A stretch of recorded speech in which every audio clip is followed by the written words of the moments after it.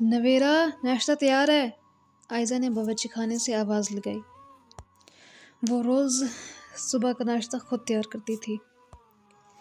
BA کے بعد وہ تقریباً گاہکی ہو کے رہ گئی تھی۔ مرزا عنایت بیگ اور آسیہ بیگم دونوں ہی اپنی اپنی جگہ تنہا تھے۔ والدین کی اکلوتی اولادیں تھیں، اس لیے جب وقت نے ان دونوں کے والدین کو ان سے جدا کر دیا تو انہوں نے ایک دوسرے میں خود کو ضم کر دیا۔ نہ کوئی رشتہ دار تھے اور نہ ہی رشتہ داریاں تھیں، اسی لیے آئزہ کو کوئی ایسی جگہ میسر نہیں تھی جہاں وہ جا سکے۔ BA تک اس نے ریگولر تعلیم حاصل کی تھی۔ BA کے بعد مرزا صاحب اور آسیہ بیگم دونوں نے کوشش کی کہ وہ یونیورسٹی میں داخلہ لے لے، لیکن اس کی نہ ہاں میں تبدیل نہ ہوئی۔ مرزا عنایت بیگ اور آسیہ بیگم تھک ہار کر خاموش ہو گئے تو ایک دن آئزہ نے خود ہی باپ سے فرمائش کر دی کہ میں پرائیویٹ MA کرنا چاہتی ہوں۔ اس کے لیے اسے مطلوبہ کتابیں منگوا دی جائیں، اور ان کتابوں کو منگوانے کے لیے پیسے بھی اس نے خود باپ کے ہاتھ میں رکھے تھے۔ یہ پیسے بھی اس نے اپنی ٹیوشن سے جمع کیے تھے۔ FA میں جب وہ پاس ہوئی تھی، اس کے بعد ہی اس نے گھر میں چھوٹے بچوں کو ٹیوشن دینی شروع کر دی تھی۔ ان پیسوں سے وہ اپنے تعلیمی اخراجات پورے کرنے کے ساتھ ساتھ گھر کی بہت سی ضروریات خاموشی سے پوری کر دیا کرتی تھی۔ یونیورسٹی میں داخلہ نہ لینے کے پیچھے بھی یہی وجہ تھی کہ وہ خود اتنے اخراجات برداشت نہیں کر سکتی تھی۔ اس کی آمدن قلیل تھی اور والدین پر اپنا بوجھ وہ ڈالنا نہیں چاہتی تھی۔ اسی لیے اپنی شدید خواہش کو دبا گئی اور خود کو گھر میں مصروف کر لیا۔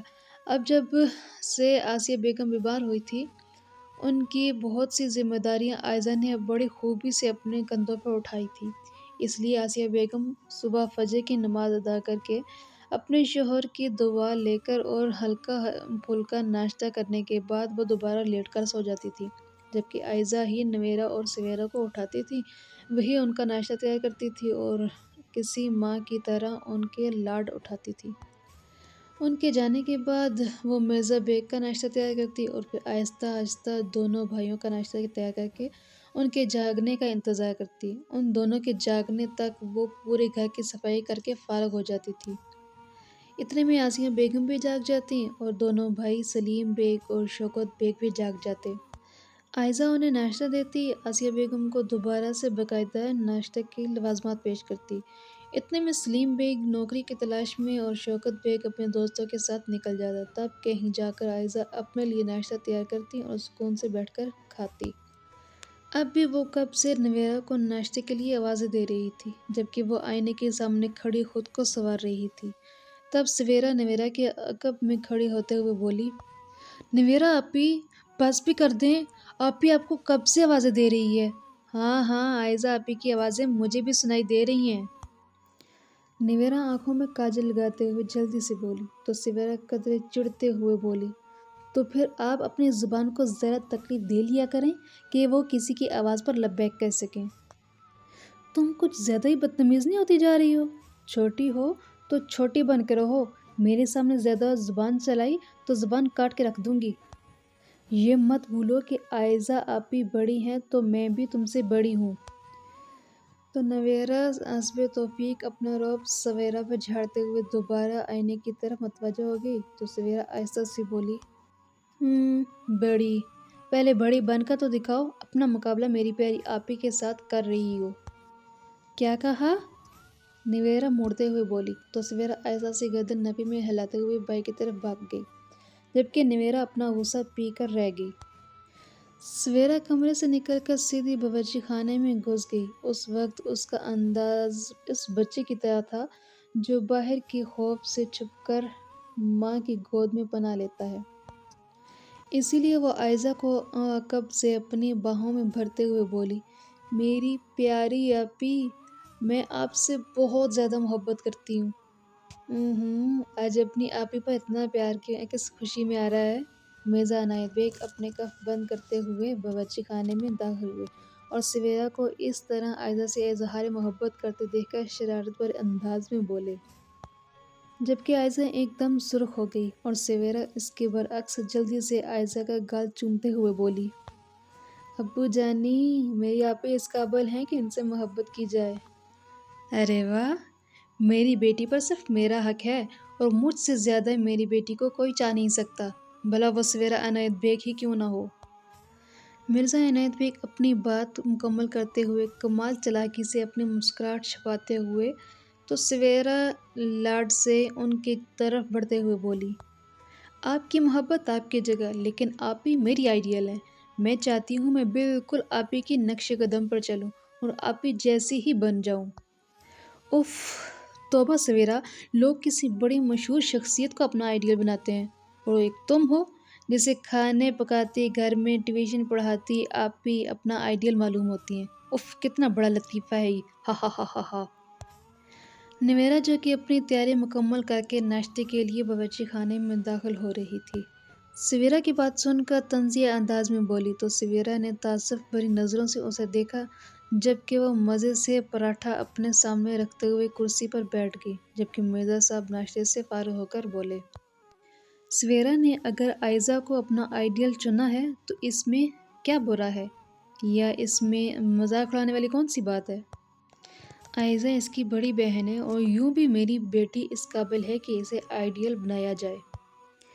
ان کی باتوں پر نویرا حقارت سے ہنکارا بھر کر رہ گئی، جبکہ سویرا نے شکر ادا کیا کہ آئزہ آپی ابھی چند لمحوں پہلے کسی کام سے باورچی خانے سے باہر نکلی تھیں۔ اگر وہ نویرا کا یہ انداز دیکھ لیتی تو سویرا کو بلیو تھا کہ ان کو ضرور دکھ ہوتا، لیکن اپنی عادت سے مجبور ہو کر وہ اپنے دکھ کو کبھی ظاہر نہ کرتی۔ ارے یہ کیا ہے؟ سویرا اپنی ہی سوچوں میں ڈوبی ہوئی تھی جب اس نے ابو کا یہ حیرت سے بھرا ہوا جملہ سنا۔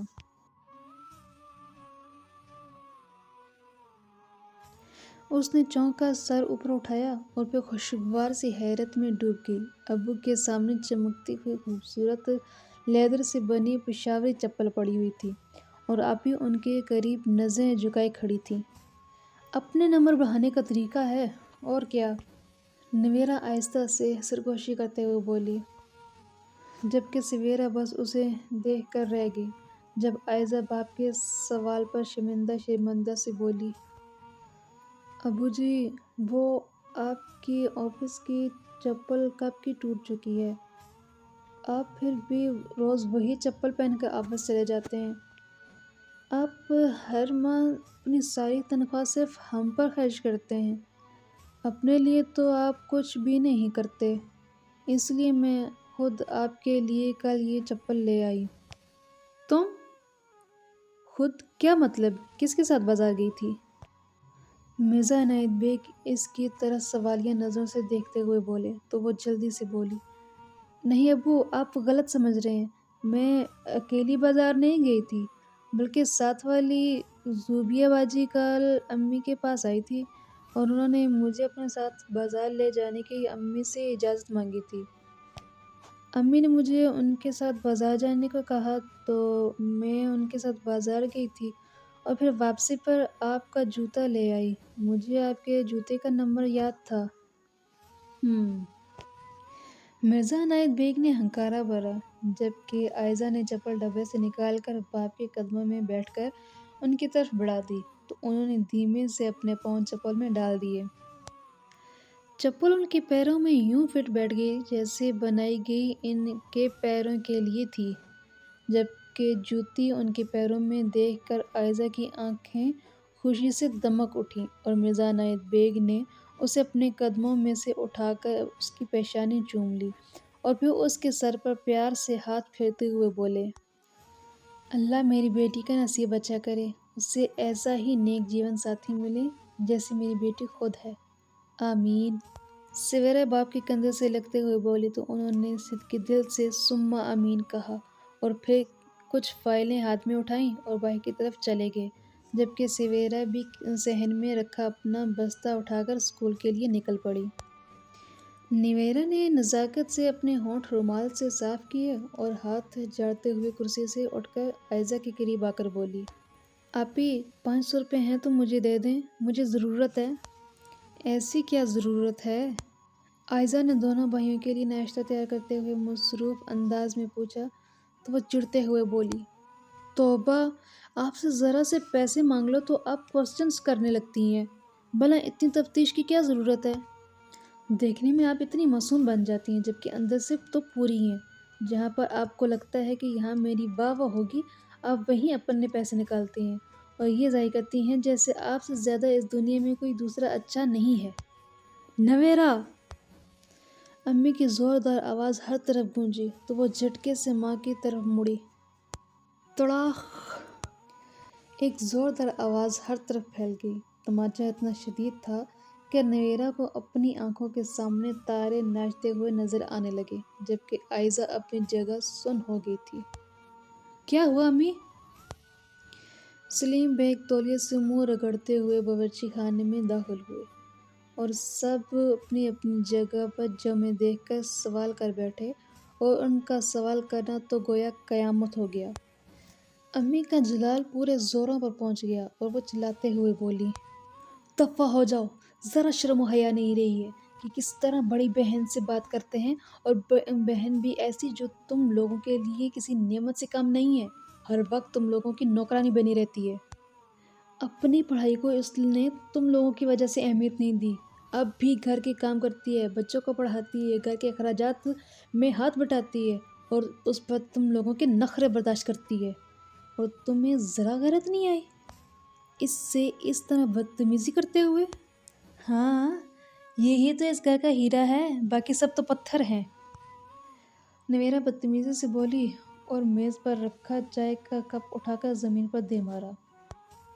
کپ ٹوٹ کر کرچیوں میں تبدیل ہو گیا، جبکہ گرم گرم چائے آسیہ بیگم کے پیر جلا گئی۔ وہ تڑپ کر پیچھے ہٹی، جبکہ نویرا غصے سے کتابیں اور فائلیں اٹھا کر داخلی دروازہ اتنے زور سے بند کر کے گئی کہ عائزہ کا دل اچھل کر حلق میں آ گیا، جبکہ سلیم لاپرواہی سے کندھے اچکا کر رہ گیا۔